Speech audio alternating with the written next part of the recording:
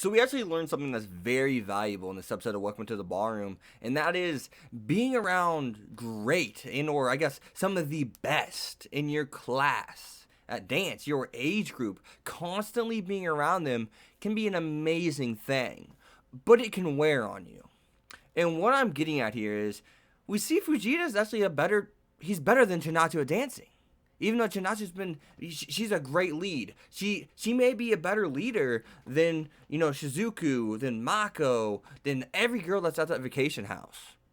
She may be a better leader than they are a follower. She just may be.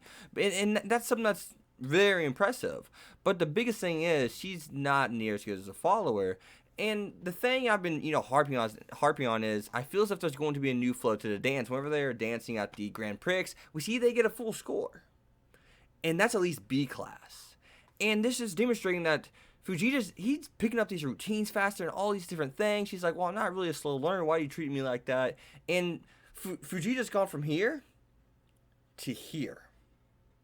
And my main point that I was getting at the very beginning, that being around great dancers can be a blessing and a curse. And what I'm getting at here, guys, is if you're always around greats and the best and you're trying to catch up to them, you may feel as if you never will. And for example, if you do catch up to them, you may be unsure if you have. You may be unsure if you've really gotten that better since they're so high up, because it's going to take time. And as you're slowly gaining on them, you never really know, because it's kind of like, am I really as good as them? They're some of the best. These people are two of the best, maybe two of the top 10 best. And in this case, I mean, Gaju and Mako are definitely in the top 10, and Hyodo and Shizuku are number 1 in the age group. They're number 1 in their class, So if he's always constantly around that, it's really going to be hard to find that balance of, am I really improving? Am I not improving? Especially if you don't fully understand dance yet. And that's the biggest thing. We see the 4 legs that Fujita's talking about and all these things, and Gaju and Hyodo instantly tell him, yeah, we've been through that. Yeah, I know what you're talking about. Yeah. And that is when your mind catches up to your body and really starts to understand or accept. It's, they both start to, I guess, accept one another. And I guess the best way to break that down from a sport, I guess, how do I put it? The best way to break it down is to where, like, you're doing all these things, but you don't truly understand the movement. You don't truly understand the sequences and what you're doing something. And I don't really know how to put it to the fullest. I guess the best way, pitching is probably really the best thing. You got to know when you're lifting up your leg, when to bring your arm forward, when to bring your arm back. You have to know the mechanics, the fundamentals. And Fujita's gotten there. He's finally gotten to the point where he has really good fundamentals. Maybe not the best to where he can be on Hyodo's level and, of course, Gaju's level, but he's gaining those fundamentals, and now he's just not realizing it. But he's not even realizing it. He's kind of like, he's unconscious to the fact. I wouldn't say he partially is aware of it and partially not. He's totally unconscious. He's unaware of it. He has not perceived that he's improved yet. And that's something that's huge and happens in sports. It's just kind of like, hey, you're really good at something. You may be like the third, second best player on the team, maybe even the best, but you don't recognize your talent in what you have. You don't have that killer instinct. And I think that's really where, Fujita is. He doesn't have that killer instinct. And that's what's really just holding him back. I mean, if you're a very passive person, you're trying to catch up to people to the top, especially if you're passive, it's really just going to be a long journey where you have to find out who you are as a person. And I mean, Chinatsu doesn't understand him, and I don't know where that's really going towards. And that was a pretty good freak out segment. She feels bad about it. You can obviously tell that. And once again, Fujita, he's someone who's a passive. He's not aggressive. He's not going to say what's on his mind every single time. So it'll slip out once you get him, to that breaking point. And that's basically what, that was the be-all, end-all goal of Marissa, Hyodo's mom, Miss Hyodo. I don't know if she's married anymore. I haven't seen the husband, so.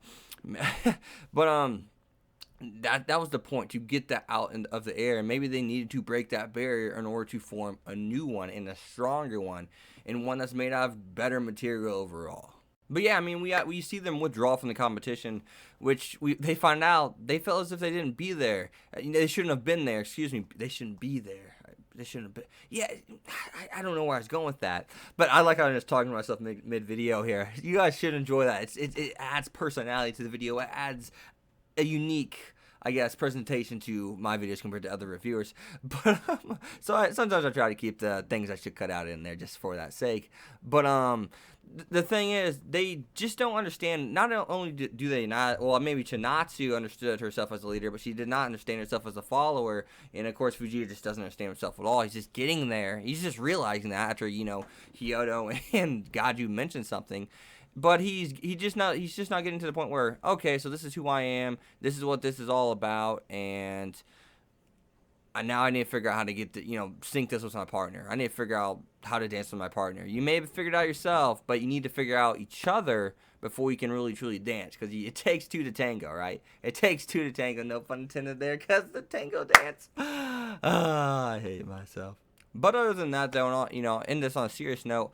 What do you guys think of the episode? I mean, be sure to leave a like, comment, subscribe, of course, and follow me on Twitter, X25, and check out my Patreon if you guys do enjoy doing. If you guys do want to support what I do here and do enjoy what I do here.